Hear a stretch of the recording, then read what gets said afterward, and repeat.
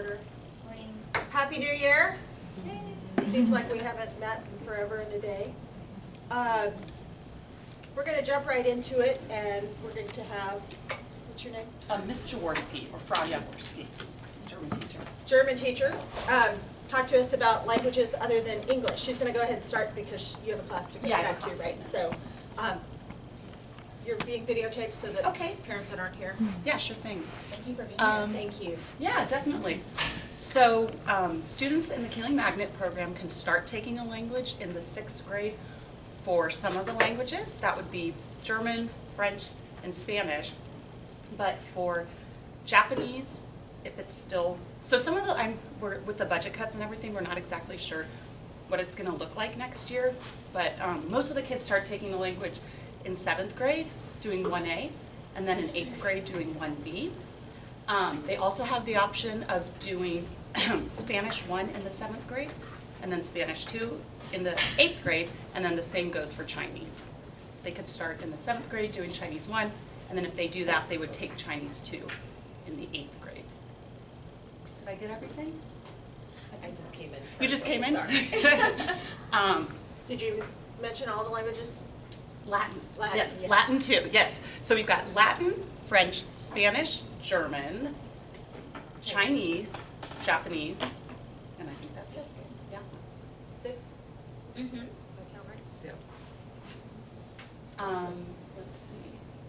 I also do an exchange program. So for kids taking German, I actually take them to Berlin in the summer for a couple of weeks. And then we hosted exchange partners. We do it every other year. And I think Ms. Tenorio's interested in doing some kind of educational trip with her Latin students to Italy. Not this summer, but the following summer. So she's in the process of figuring out those logistics. Yeah, and we do it for the German class. We do it every even year. So we took kids in 2018. The next group will be 2020. And actually, we had 23 participants on the last exchange, so it was really successful. They live with host families, and then the Keeling students host their German partners here, and then those kids come to Keeling for a couple of weeks. So it's really cool. So is the exchange a couple weeks long? Yeah, it's about 16 days in total. Okay. Kind of figuring, with the travel time, you lose a day. And I'm curious if the Spanish department has considered such an exchange. I don't think so. They haven't brought that up to me yet. I don't know if that's just something that they haven't considered or they've done in the past. I don't know if you know any of the history. How did the German exchange get started? So I started it, I used to teach at Lhasa and Keeling. For 14 years I traveled back and forth. Oh my goodness. And so I started the exchange with a high school where I used to teach in Berlin. So I started the exchange in 2002. And then when I decided to just be full-time at Keeling, I continued the exchange with the same school because their college prep high schools actually start in 5th grade. So I was able to keep going with the same school for my 7th and 8th graders. So, yeah, it's through the German-American Partnership Program. So. Can you talk about the credit by exam for languages? Yes. So if your child is interested in doing credit by exam, they should talk with a counselor. Mr. Aparicio Mr. has been organizing a lot of the credit by exams, but Mr. Estes is our campus CBE coordinator. I don't know title, what the specific title is, but he could order those, and those are typically done through UT, but it can be through any other service that a family finds for us. Yeah. And I believe it's just like a form. I don't know if you. So it's normally through UT high school. If it's done through the district, it costs $25, but the parents can also arrange to just take it on site at UTHS, and then it would cost $50. And So I guess what I'd like to understand is what's the benefit? I mean, these kids would have a high school credit, and how far would you recommend the kids to take those exams? it depends on the language. I know that for the German exam, only up to level 2, because I wrote the exam for UTHS, so it's only up to level 2. Spanish, I think, goes pretty high. So I think the benefit of that would be maybe a kid who already has experience with the language, and then wants to get that credit, but maybe wants to take a different language, or they want to start at a higher level because, like I said, maybe they speak it at home, they're heritage speakers, and if they have experience with it, they may as well get the credit and just have the opportunity to, get to a higher level once they get to high school. So you would recommend those kids to take as high as they can? I would personally. I would encourage kids to take languages as long as they can into high school, doing AP languages, even doing level 5, level 6 in some cases, depending on when they actually start with the language. I don't necessarily recommend kids studying on their own and just taking the credit just to get the credits, because I think they're missing out of a lot of invaluable experience in the classroom. Do you want to? I think in the classroom in the foreign language department, they go beyond just learning the language and really diving into the culture. Yeah. And so, for students that have maybe a really solid foundation, but maybe haven't been exposed to the full cultural aspect, it'd be really great to get into the class and maybe go into that higher level just so that they already know the basics. I don't know. Yeah. But I think, I don't know the particular benefits as far as credits go, that in the long run if it's really going to make a difference, but if it's just for my student and they already have a really solid foundation, I wouldn't want them to have to go through all of the basics again, and possibly just go on to the next level and then at least get that right challenge.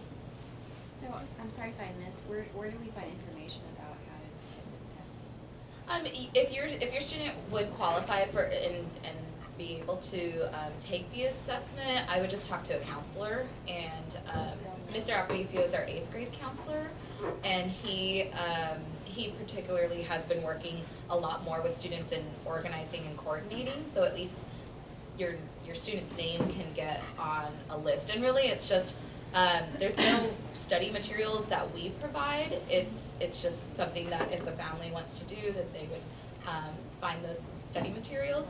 If you go to the UT high school website, and there'll be a section for credit by exam, and every language that has an exam offered also has study guides for that particular level, sample questions.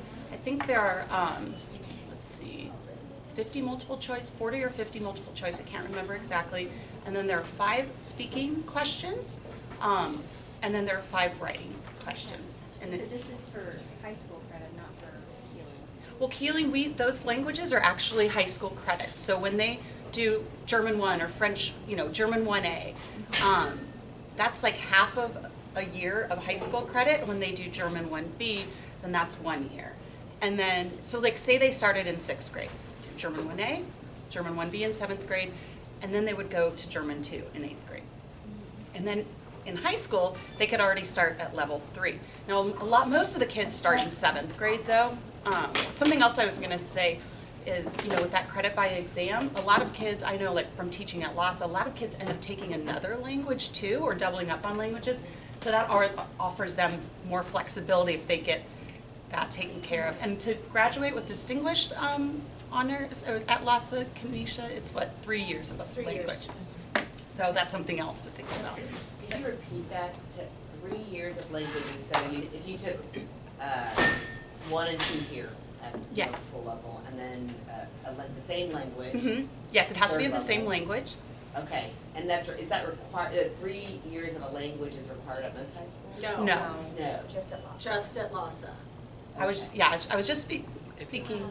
If And you go to LASA, you have to take 3 years of language. If you go to Austin High, you have to take 2 years of language. It depends on which endorsement your student That's is right. getting. Oh, gotcha. And then, this is jumping way ahead, universities, don't you have to have 3 years of? I just Depends on your remember major. Testing out of AP, with APs, but what's that? Depends on your major. I was electrical engineering, I didn't have to take any language. Any languages, okay. And school, it depends on your major and university. And most of the kids will take a placement test once they get to college, Yeah. and then they'll place them in whatever Yeah, you can level. place out if you're in a non, language area. Yeah. Then you have an exam at college level that you'll take and you can test out. And So I have very specific questions Sure. for you for Keeling. Okay. I don't know, I'm guessing a lot of these are 6th grade parents. How do they know going into 7th grade as the choice sheets come in Do they do a 1A? Do they do 1? Is there a placement test? How do they know what to do for their child or direct them in a particular way? Okay, so how we've done it in the past, and I don't know if we're going to continue doing it this way. For the languages where the kids can take it in 6th grade, the parents need to contact the counselors and make that request. Otherwise, they're encouraged to start in the 7th grade. And so the kids in 6th grade need to really realize it's a high school credit course. So some choose to wait because it will take some of their electives away, because it's an entire year class. If the parent is unsure about whether or not that kid is ready, I would have them talk to the particular teacher. What else would you say about that? We don't get a choice, do we? Unless largely speaking of Spanish, because I think that's the only place where we have that challenge.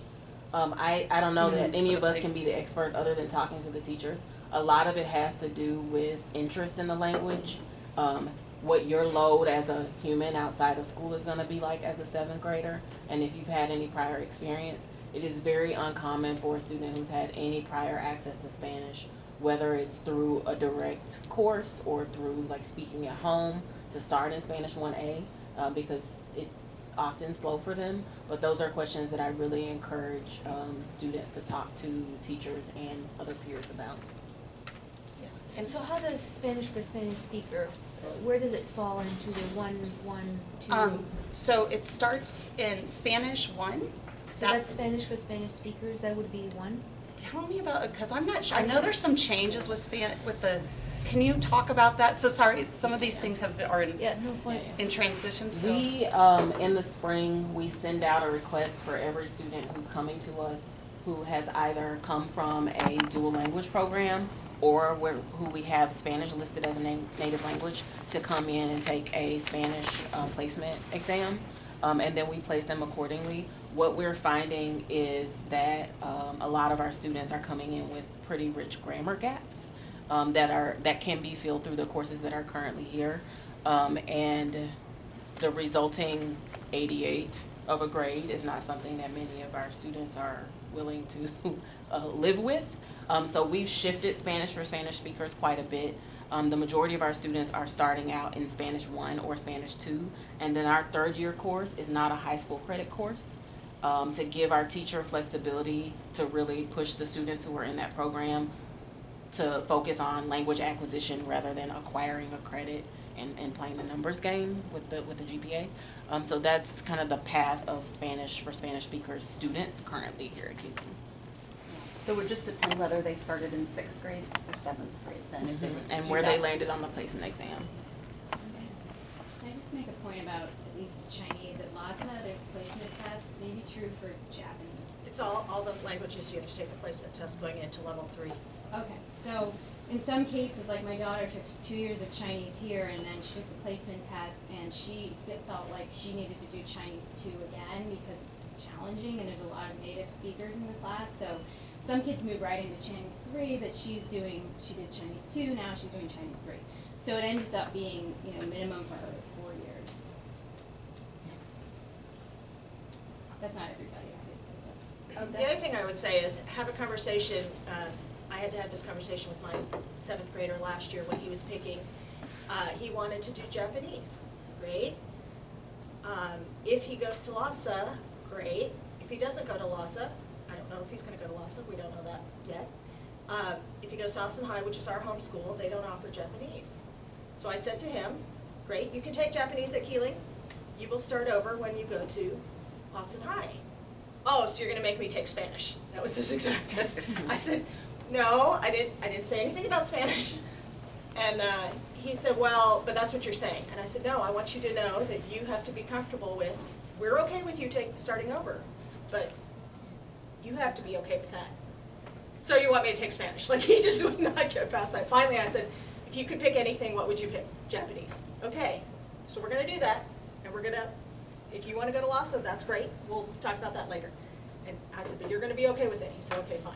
So that's a conversation you need to have. Research your home school or your other choices and see what languages they have. Because what we have here is very unique to AISD middle schools.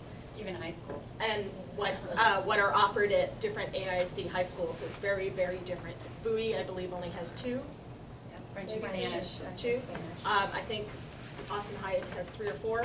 So, you know, research that.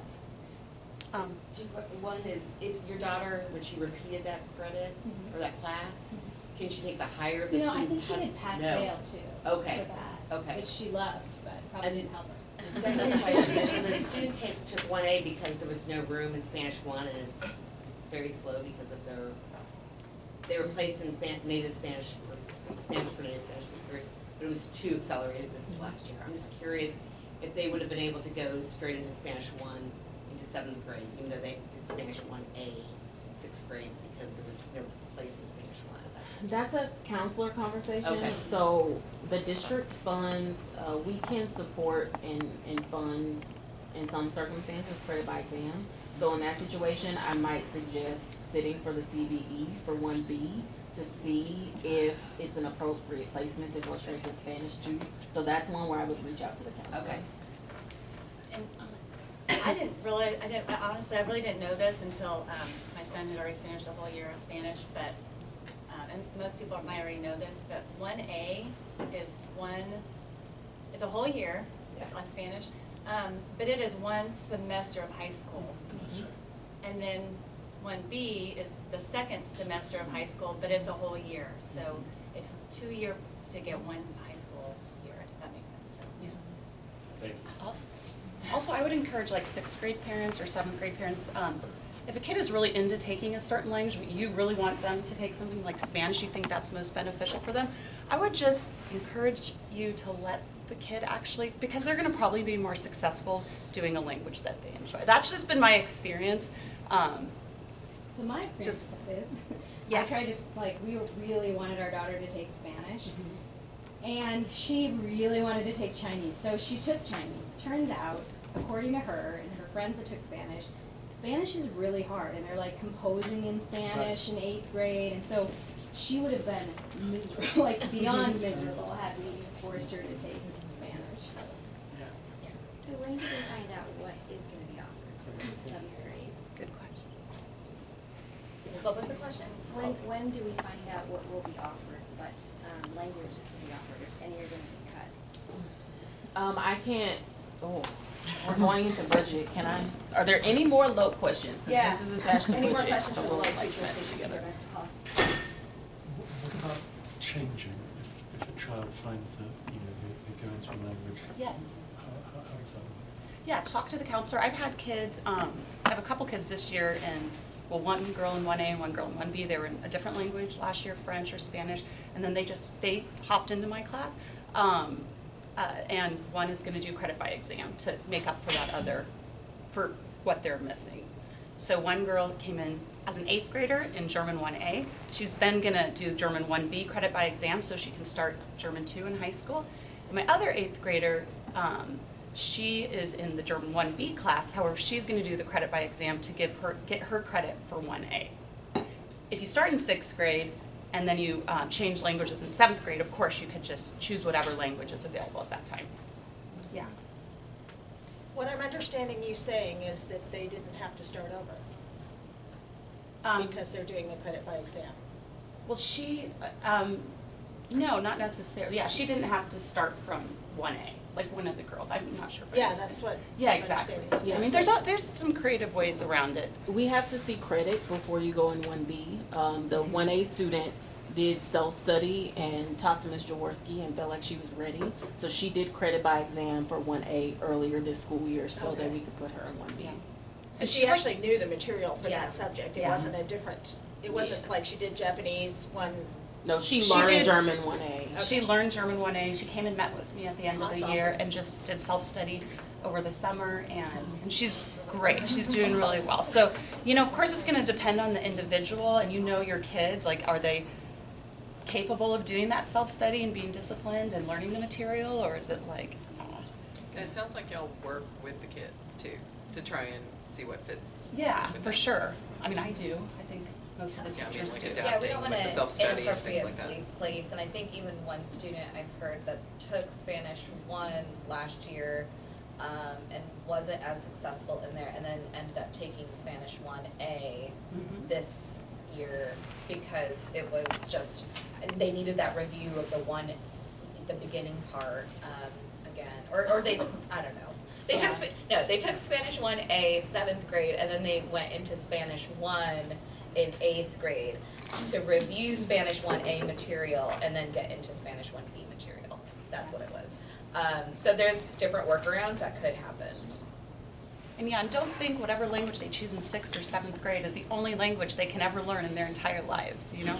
So they can always, like I said, in high school, take 2 languages. I've even had kids, and this is, you know, it doesn't happen very often, even had kids take 2 languages at Keeling.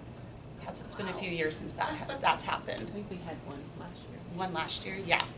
So, I mean, of course, I'm an advocate for learning as many languages as we can, and would love that more Americans were bilingual or trilingual. That's just me. I'm a language teacher, so. All right, well, thank you so much. Yes. Thank you. All right, thank you. Have a good day. You too. You're up. I feel like I need a helmet, some armor. You're all so nice. We're not gonna beat you up.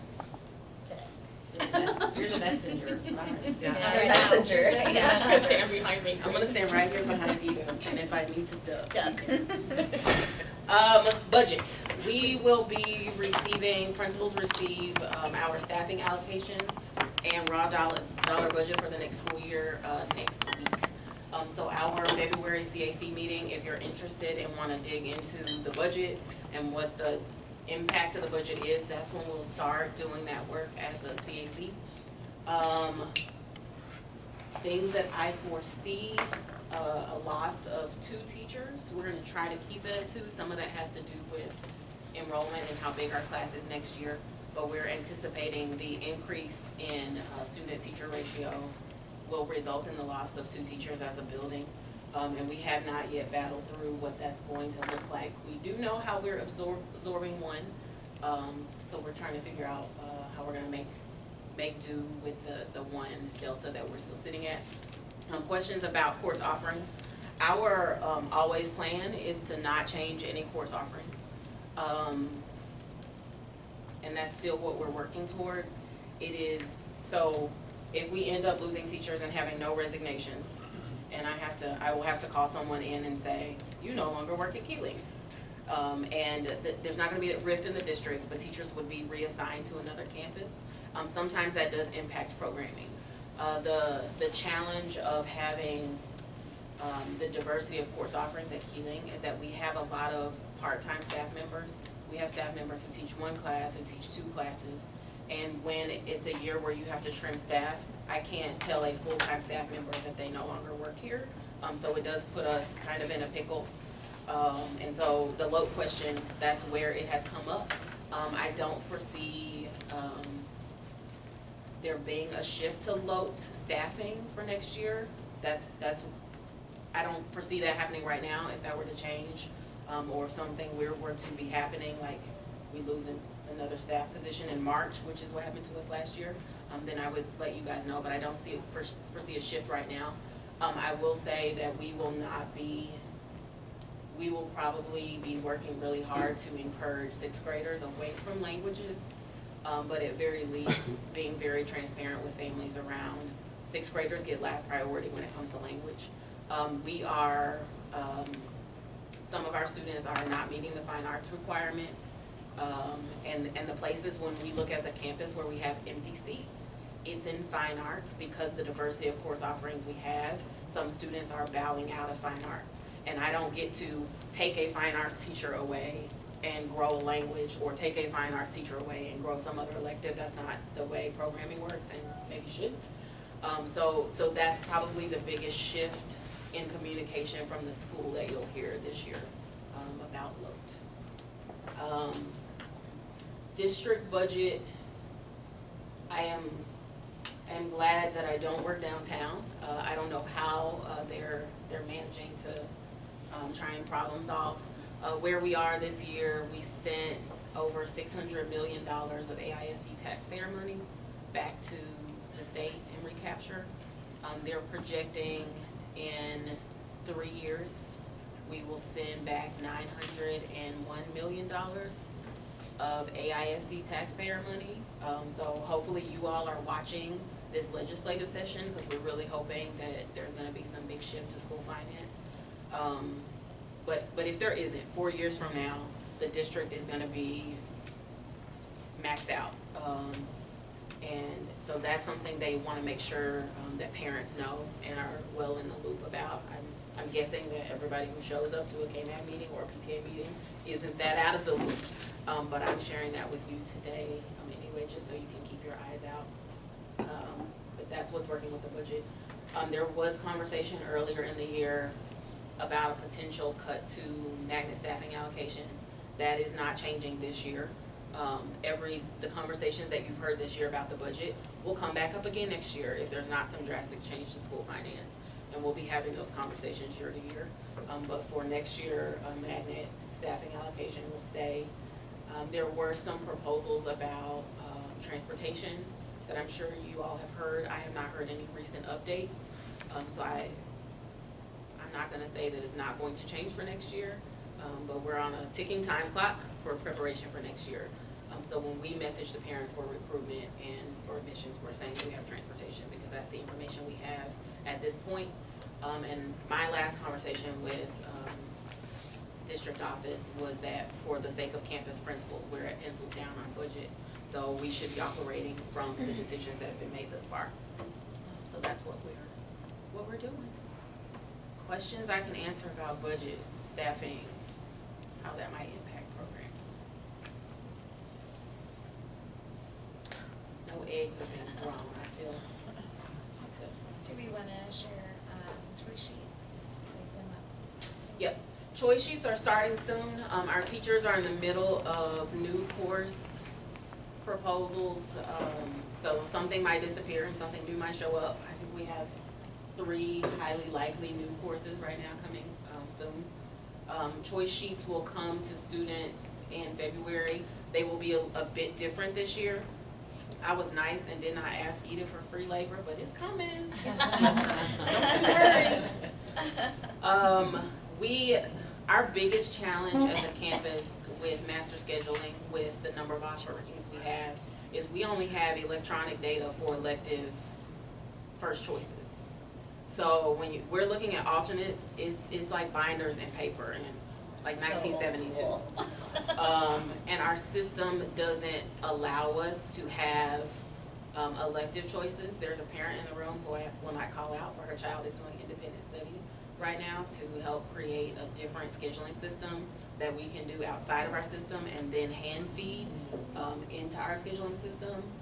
So what will be different when you see it at home? This year, as a stopgap, students will be not doing paper choice sheets. Last year, we tried to get them to do a paper choice sheet and then put their choice sheets in a spreadsheet so that we could see the data deeper into the options so that we could build a better master schedule. And we realized that once they have a paper choice sheet, they're like, I'm done, I'm not doing this other part, and it's too hard to chase down. So this year, they will only be able to put their choice sheet in electronically. We will then mail merge those into a paper to send home to you. So you'll see a list of courses, but you won't see the typical The pink, 1 through 15. yellow, blue, Yeah. paper choice sheet that you normally see coming home. So just be kind of prepared for that. So a student's creating a program basically so that our kids put in their choice. We see the choices, they put in their choice, and it gets, the magic happens. Yeah. Okay. So I mean, I have a Google form as well as a backup, but we can do if some magic can happen, that'd be great. We can do the magic, the logic, like we can see it. Here's an example. Culinary Arts 2, it's a great course. There are a lot of students who end up in Culinary Arts 2 who have it as their first alternate. We don't know who they are. So we have to get lucky and have them not fully scheduled and then find it happen to show up on their choice sheet. So I can't tell you next week, these are the 20 kids that have Culinary Arts 2 as a first alternate. And they also have Math of Games, which is over requested by 100 kids. Those 20 kids should go in Culinary Arts 2, but we don't have that information because of the paper. So the big shift is to try and get all of that data in a workable format so that logic prevails. Right now, paper prevails, and it's not necessarily the best thing for kids. So that's a shift you'll see, in the next couple of weeks, month. Does that happen at the beginning of February? It'll be mid-February. Okay. Are you okay? Yeah, good, really good. Sure. Maybe? Other questions I can answer? Yes. How do the for the 8th graders, how do the high school choice sheets work? They all come visit. Every high school in AISD comes to visit Keeling. And the counselors will pull students based on where they're currently projected. If your student is applying to a program, we'll have them do the choice sheet for their home school anyway, just in case. So every high school will come and visit. As that schedule pops up, you'll see it on the calendar. It'll push out Horner Herald, but also those students get an individual pass to come and meet with the counselor. And that happens, well, a couple of years ago, it happened at the end of February. And so it was before you got any decision letters from anywhere else. So you do have to do your homeschool. I do have a question for you. Yep. Okay, so it's completely personal. My kid's in Japanese, potentially might not have Japanese maybe next year, right? Maybe, we don't know, right? But will there be consideration for, I guess what I'm asking is, will he have to start over as an 8th grader, or like, are you thinking about ways to make it so that 7th graders that are in the program now can at least continue, or will it just be gone? I know you don't know those answers, but I'm hoping to say, please think about those poor 7th graders. I am currently, I think our entire admin team, we're currently existing in this perfect reality where we won't have that problem this year. Because if we do have that problem, there's not a nice answer. What I can say is no decision will be made without sending something and asking for feedback. I don't foresee there being a drastic change to language offerings other than limiting the number of 6th graders. But weird things happen. Last year we lost a position. Principals got a phone call the week before spring break telling us that we lost another position after we got our budgets the last week in January. So based on what I know now, there won't be any drastic changes on the campus. Okay, but I guess what I'm saying is, this is going to be an ongoing problem for years, right? Potentially. So there should be a plan for 5th graders that are applying right now to Keeling to come as 6th graders. You're not allowed to take these languages because they're in jeopardy, or at least communicate to them, right? So that they're not in the queue for 2 years from now when they have to start over again. Yeah. So my plan is not for any language to be in jeopardy. Honestly, the biggest thing that I can tell parents to do is, if you know language teachers who are dually certified, please tell them to apply.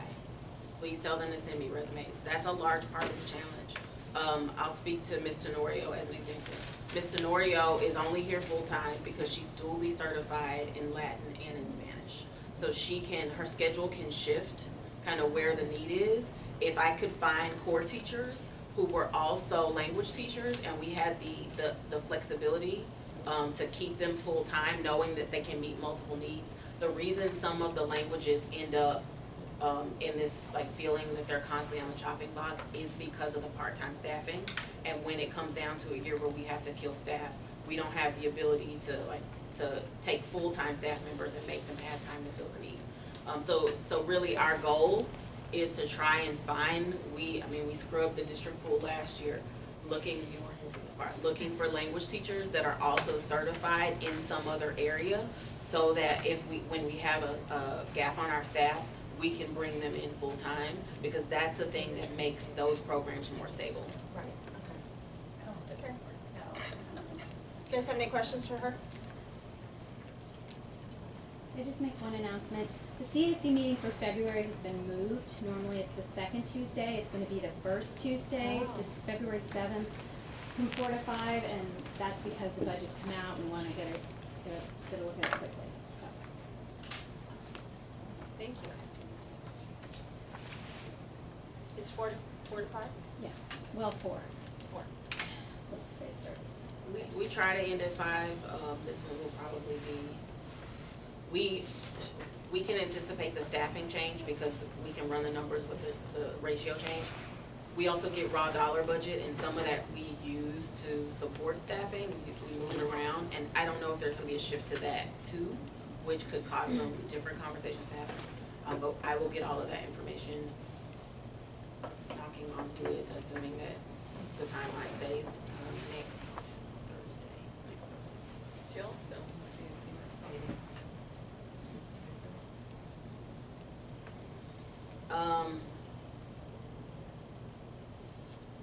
That's never come up. The only time we've been filmed, I think, is last year when the news was here for our season.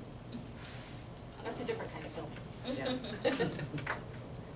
And I mean, I'll leave that to you as a question. I mean, I could bring it up with my co-chair, Joe Slopik, who's a teacher, but my guess is we're not gonna do that because we want people to be able to speak freely in that space. So. Thank you. I think there are rules on CAC that you can't do that kind of thing anyway because of the whole 2 minutes for public comment, and so if you make it public out on the internet, it becomes Official. a weird thing. All right, any other questions for her? See, we didn't throw any tomatoes. Thanks, guys. I'll hang around, so if you have other questions or personal questions you want to ask. I would give y'all other updates, but frankly, the land that I'm existing in right now is just budget and staffing.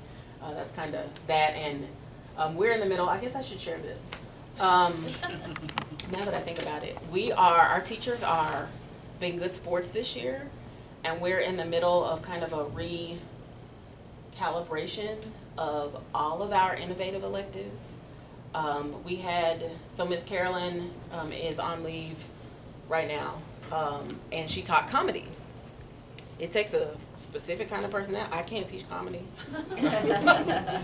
And some of our electives are so specific to a particular teacher that if you lose a teacher mid-year, or if some tragedy happens, or if they have a baby, you can't have that course anymore, which we've been able to absorb because of a little bit of a luxury of extra space and staffing.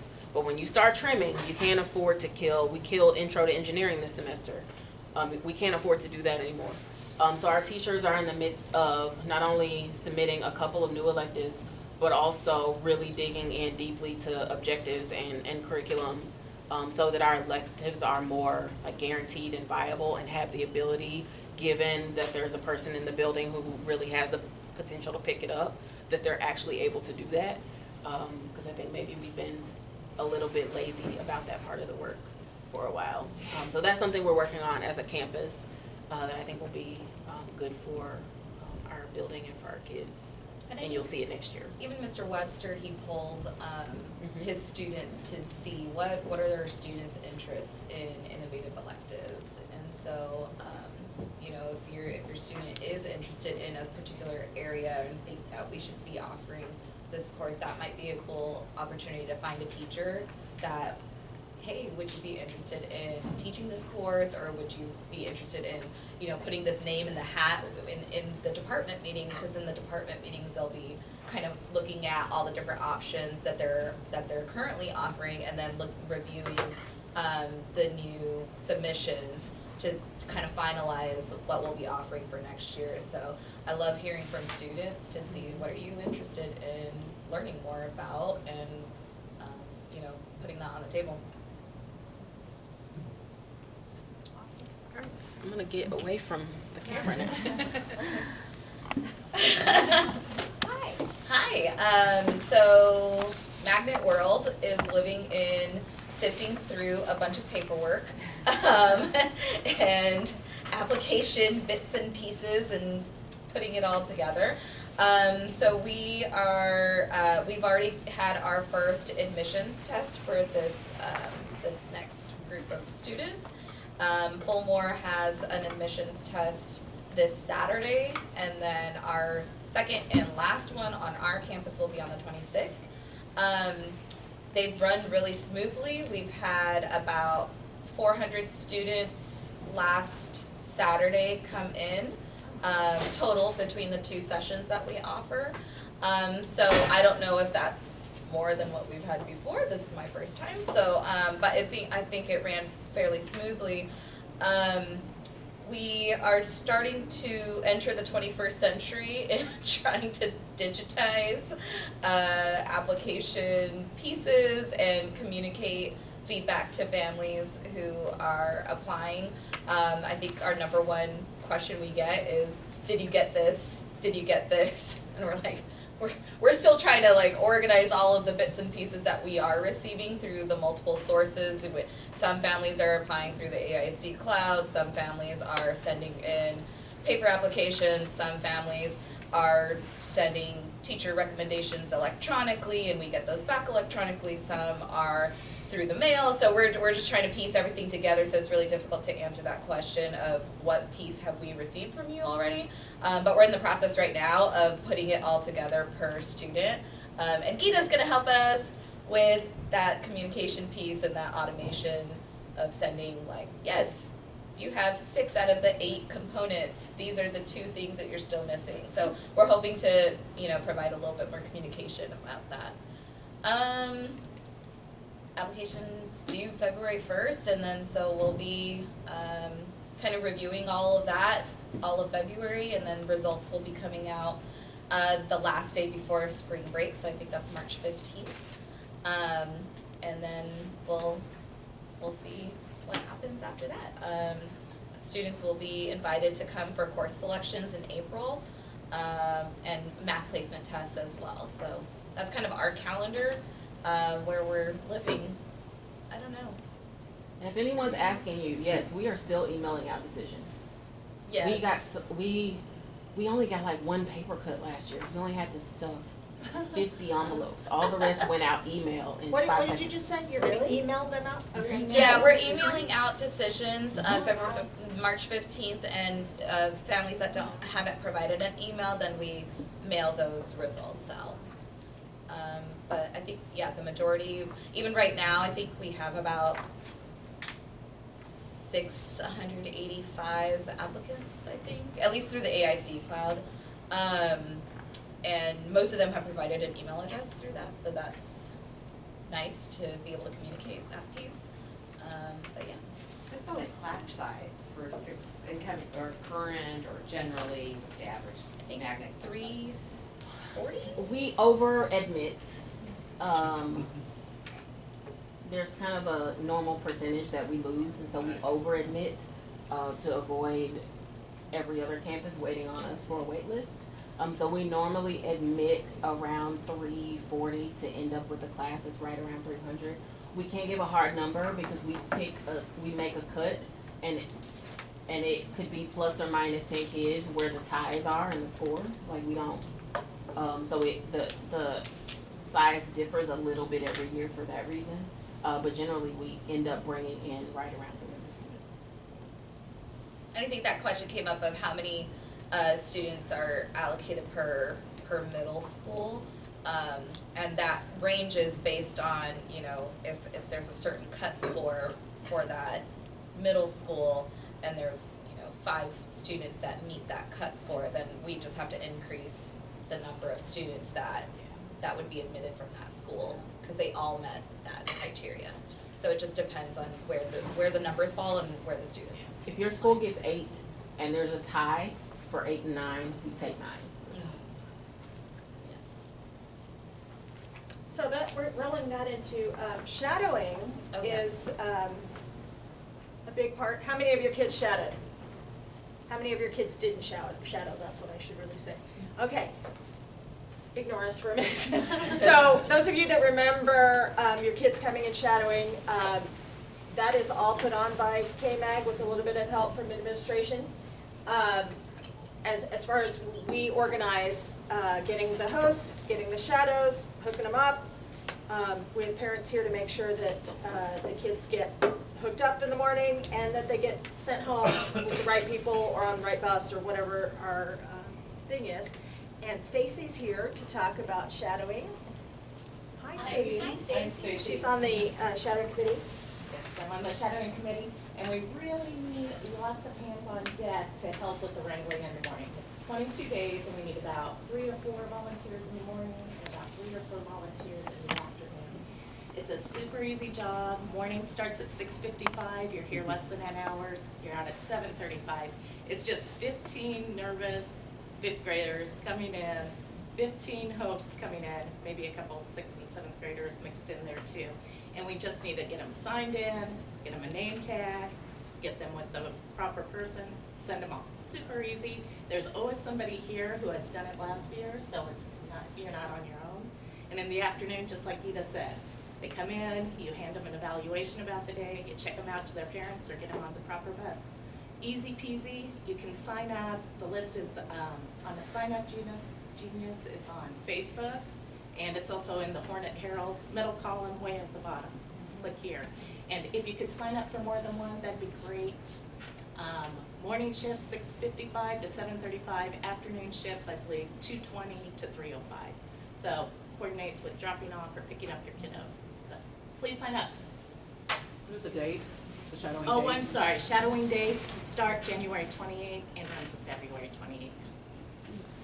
And how many shadows do we have so far? So far, 280, and we expect about 350. So it's a lot of kiddos coming through. And I understand that you guys have been opening it up week by week, right? So We're all open, I No, think. it's. Oh, they're all open now? It all opened Okay, after gotcha. the first 2 weeks. Okay. Filled up. And they are coming in hot and fast. Yeah, I was like, we're getting a lot of essays right now, so I'd imagine they'll be Right. filling Yeah, up, I think, yeah, pretty quickly. Stacy and I were looking at the data yesterday because we were trying to, a bunch of this is automated, surprise. So I'm trying to work through my program and stuff. Oh, look, there are people coming. Like it was just, It's it's just kind of nonstop. amazing how it's. Yeah. Several an hour. Whatever you said Saturday, the testing worked. Well, I sent All out weekend an long. email to all of the families who have applied through AISD Parent Cloud as a notification of, yes, we've received something. Calm down. Calm down. Give me some time to filter all this. And so I sent an email to just try to be a little bit proactive about, yes, we received something, you'll receive a notification a little bit more clearly in the next few weeks about what you might be missing and what we still need from you. And then reminding them of our test date and, hey, if you are interested in shadowing, this is what we need. Like that's another, number one question we keep getting is, I'm interested in shadowing, what do I need to do? Send us your essay, you'll get an automated link. And I thank you for that automation because that's been amazing. So Wait till the next piece of automation. I'm excited. There's gonna be so much free time. We'll go shopping or something. Well, I had a kid, yeah, right. I have a kid applying to LASA and one to Keeling, and I will say, yeah. Did you get my automated thing from Lawson? Well, yeah, but the great part is that you put the essay in there, and then as soon as you send the essay, it comes back, we received your essay, so it's all with the rest of your application, and I'm sure that's what's coming. Yeah. I was like, wow, I'm sure that's Did you coming to want the Keeling. LASA one too? Did you, are you? Yeah. She told I me did it about the last- LASA one, so that's why we're trying to do it for Yeah, Keeling. last Friday I wrote it Thursday, but Friday we installed the script. So just to make sure that everybody knows, I see nobody's data. I'm doing this all behind the scenes. I have because of FERPA, I'm not allowed to see anybody's anything, and I'm not seeing anybody's anything. So anyway, I installed this software that I wrote. But did you know in Google Sheets, which is the spreadsheet that you keep track of everything, you can do checkboxes now. It's a new item. Yeah. So as soon as they say, oh, AISD intent We got thing, this. teacher recommendations, they check these boxes in each column. My program checks that, and then it sends an email. Says, Yeah. hey, That was so That's- awesome, the that's- guy emailed me saying, we have everything, so I can go. Yeah. I got it like yesterday, It's like you could breathe. so I keep telling her, she's like, we're not there yet, but we're gonna be know, there. it's like, And I was like, another okay, I'm week. in the middle of shadowing, so, and now apparently I'm. No, it's awesome, and I should go especially back to to see work. the comparison. But it's hard because you send an email like with the it, essay, actually. Yeah. and you're like, and actually had the email come back as not received. Oh. Versus, it was, I don't know why. So I was like, ah.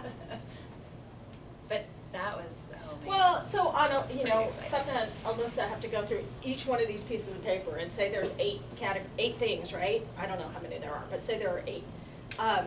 To go through 1,000 people's 8 pieces of paper, that's just insane, right? That's a lot of time. Yeah, so. I'm sad that AISD has not created an automated. Because that's another thing. This is where Kanisha says, I keep trying to get them to hire Gita.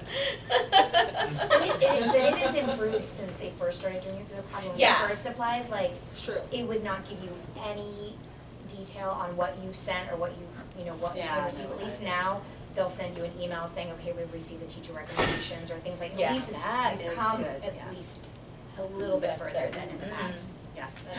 Here's what I would say.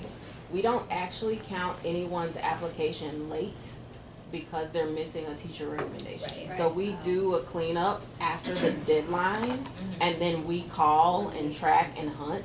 So also, I tell people to. Yeah, it's be sure okay, to tell your hold friends horses. that are applying that. Yeah, and teacher, that's once they've hit the send it to this teacher, put in the email address for that teacher recommendation, they are done. Like that part of the application is out of their control at that point. Yeah, and that's what we tried to reiterate during the admissions testing.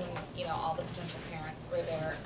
We were just like, I'm sure we've received something, and if you've done your part, then we'll be reaching out to you to let you know that this part is missing or whatever, and we'll go past the deadline for you to collect that missing piece of information to get to us if needed. Any questions on shadowing? I was about shadowing. Sorry.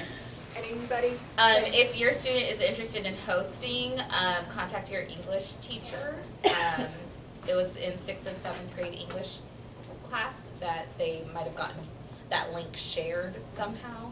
We could use more boys, 6th grade boys. We can always use more 6th grade boys. When do they find out if they have been accepted for shadowing? For shadowing like a 5th grade kid Yeah, or a host? If one of the 6th graders Do you are guys send it the day Yeah, before? we've already actually sent the first week, right? To the shadow? To the shadows? Yeah, basically when you sign up, you have a date. Yeah, you have to pick a date. No, I think you're just talking about She's talking about hosts. We're talking about the host. Oh, the No, host. she's talking about the 5th graders, Oh. right? Yeah, Oh. the 5th graders. The 5th graders. The sign. shadows, Yeah. the Yeah. ones coming in.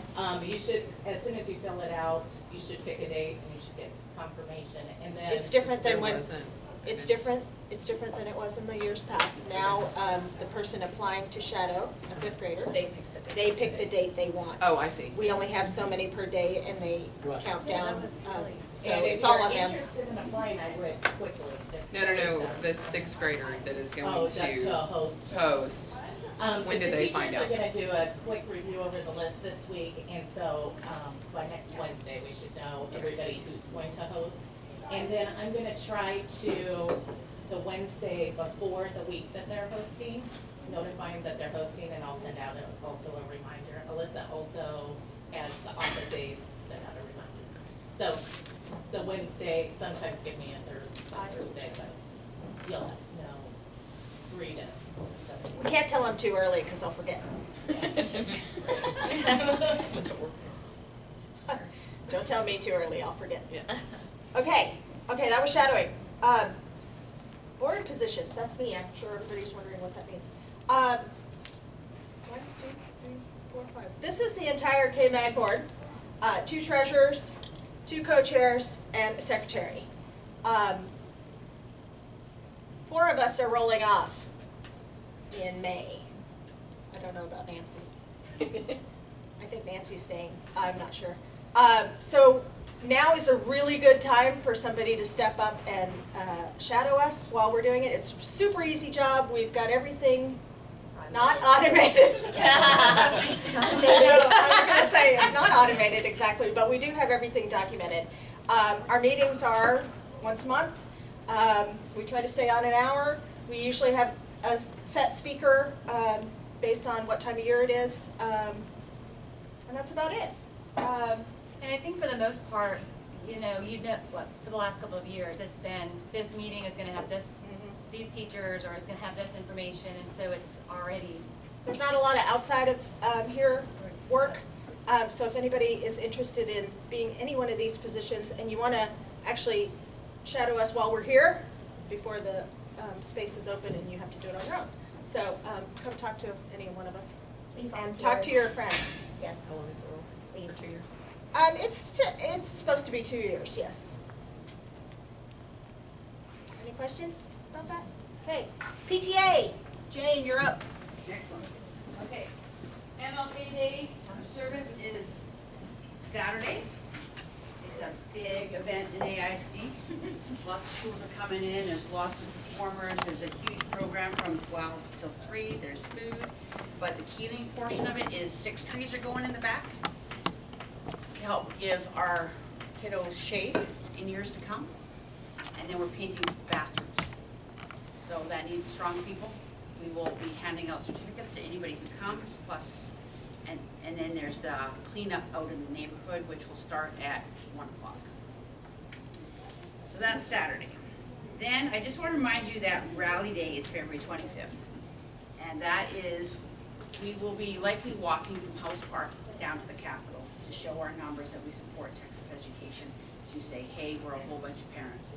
And our problem in Austin is that, well, all across Texas, people are chartering buses and they're coming down. But in Austin, we just go, yeah, I'll think about it. I'll just slip down there. And it never happens on that date because you just have 15 other things to do. But if you signed up for that bus and got on that bus, you would have gone. We need Austin to show up.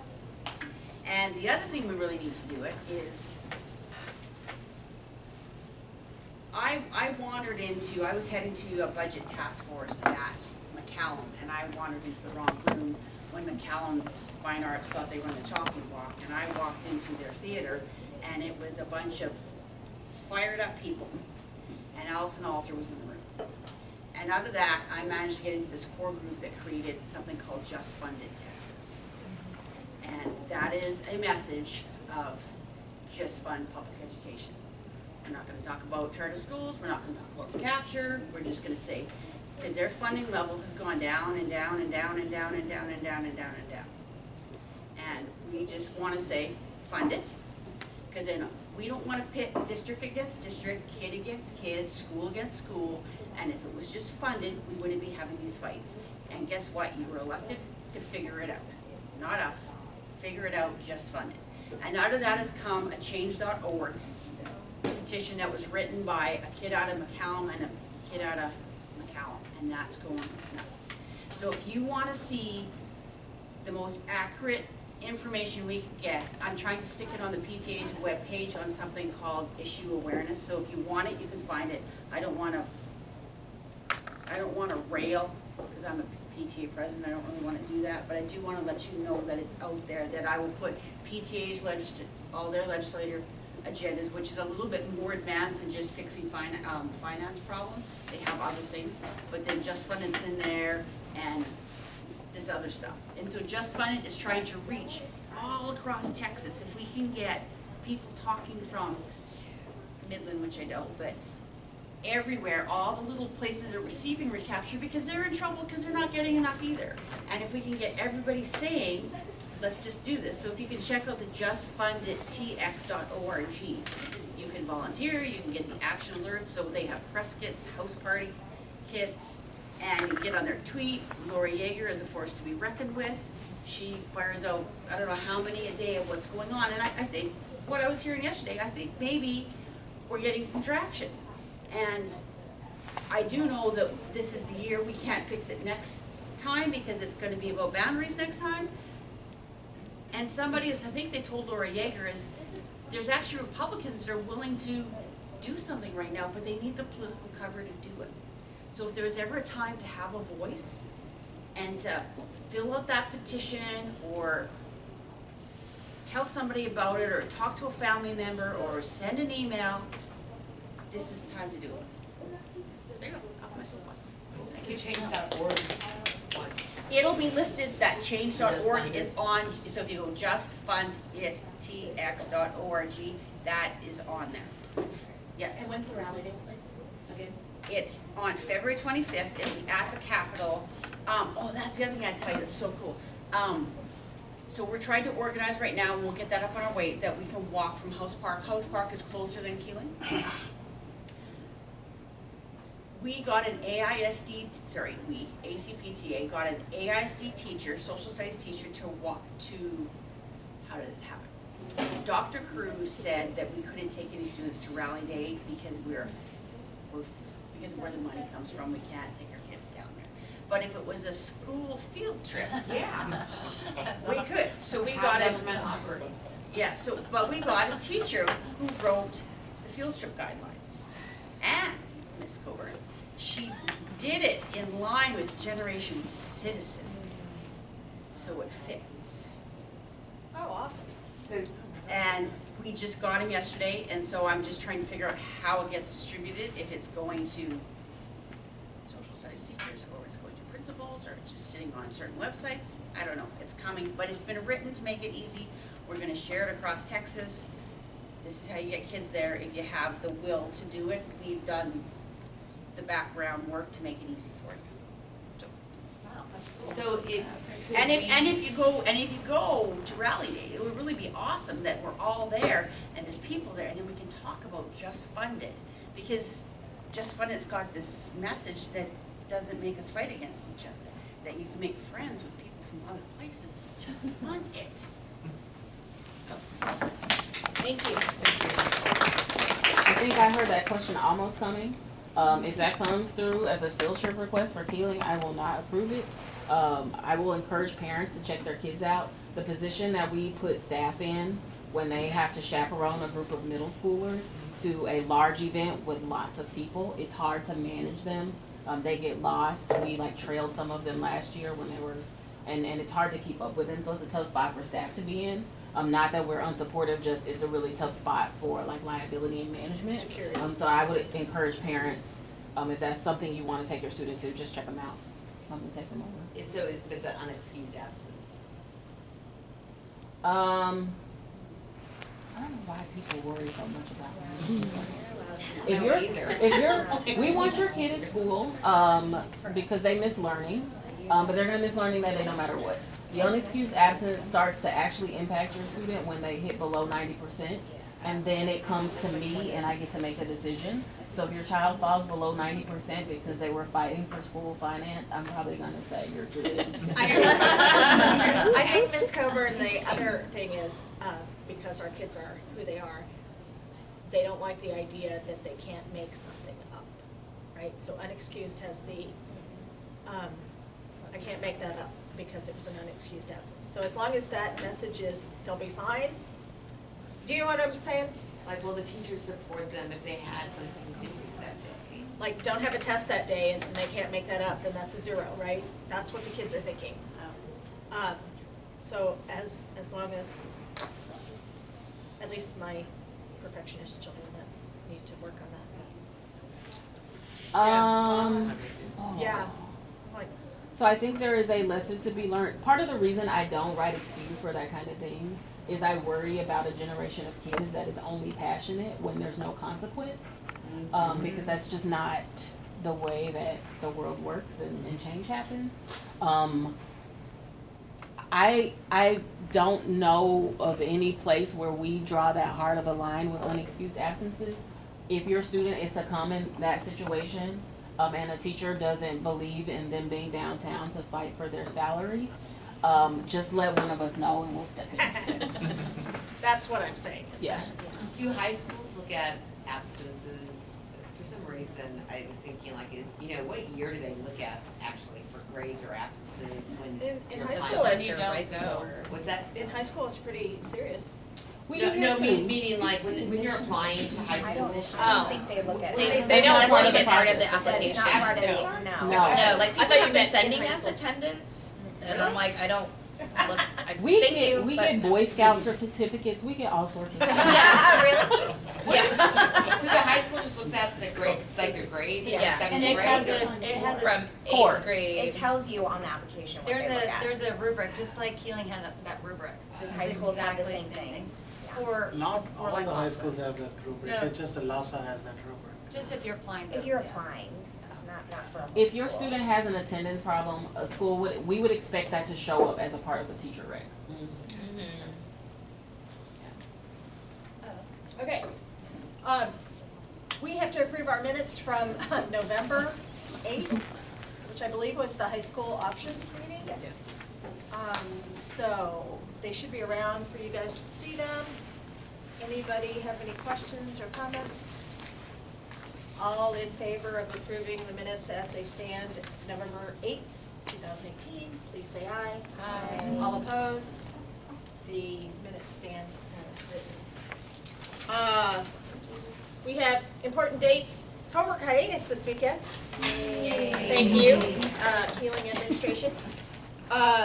Service day this Saturday, if your kid needs service hours, that is a great time to come. Or just if your come. kid wants to do something good. Or if you want to just help out. Can I ask a question? I had heard it was from 10 to 12, but it really doesn't start till 12? The AISD portion starts at 12, the Keeling portion starts at 10. Is that right, Jane? Yes. So what does that mean exactly? I'm unclear. So Keeling is going to start painting bathrooms, it's more of an adult-oriented thing, and digging trees. We need time to do that. At 10. At 10. Okay. And then lunch is at 12. And then many smart people are speaking. And this event happens, and then there's service projects in the gym, and there's kids all over the place, and the neighborhood cleanup will start at 1-ish.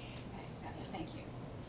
Keeling has had this event for a while, and the district has always done something separate, and I guess we have a better turnout, so they attached to us this year. It's called riding the coattails. Tag-alongs, yeah, it is. We don't have any school on Monday. All right. Meeting What's adjourned. the 4-day in February? Is the 4 days off in February? Yes. Is that, because I've noticed like Fulmore's had like 2 like long weekends, or they had an extra day after. This is the Day of Innovation, is that Friday is one of the days that Keeling picked. For AISD, the entire district? No. It's No, for Different the campuses. It depends on the school. Got it. It looks possible. We were more similar to each other this year than we were the previous year. The previous year, we principals worked really hard at that, and it looks like we may be even more similar next year. But in the summer, once those dates are finalized, we kick them out campus by campus just to make sure that parents know. So we have, is that our last one? I think so. Yeah, I think that's our last. However, whoever made it work out where the Keeling and Keeling and Bowie High Schools all work together, had the same days off. It just worked out great, but otherwise, thank you. It was nice all the kids had the same days off. Do we know the days for math testing? Yes, April 6th or 7th, whatever that Saturday is, and the following one. I just looked it up yesterday. What was that? Math placement test. For us, yeah. For us, right? For Keeling, you guys, yeah. Yeah, 6 All and of 13. those dates are online. If you're looking for START, EOC dates, those are It's gonna be online. annoying, like, If at you have an all 8th day, grader, 9 I to apologize in 12. There's like 2 advance. shifts. They might have a test coming up in a few weeks. We were drafted for the National Assessment of Educational Progress. So they will select a random group of our 8th graders, probably about a third of the 8th graders will have to take the test. So you'll get information about that coming home too.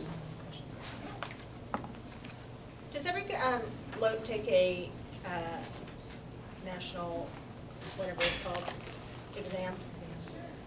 Latin, Spanish, French. I think just those three. Oh, okay. Just curious, 'cause I passed mine and you didn't. Lauren. Oh, yes, Mrs. Gonzalez, sorry, you were on the agenda and I just told you. I just wanted to remind everyone that yesterday, the students received this yellow sheet of paper. It's the Student Parent Teacher Compact, and it's a requirement for Title I schools. Please sign it with your child and return it. And then also the AISD Parent Survey is already available online. Please take the survey and do it for each one of your schools. And registration for next year, that's already open. Go ahead and register your children for next year through your Parent Cloud. You re-register every year. And it's really simple. You open it up, you just make sure that none of the information has changed. Click, yes, my child can attend on the field trips, and that's it. The earlier you do that, the more able we are as principals to negotiate for additional staffing if we foresee it coming. So really do log in and click that button. They should have emailed you But if you haven't done it already, say you're coming back if you're coming back. You can't actually change your information. You Your can address check- and things like that. What's that?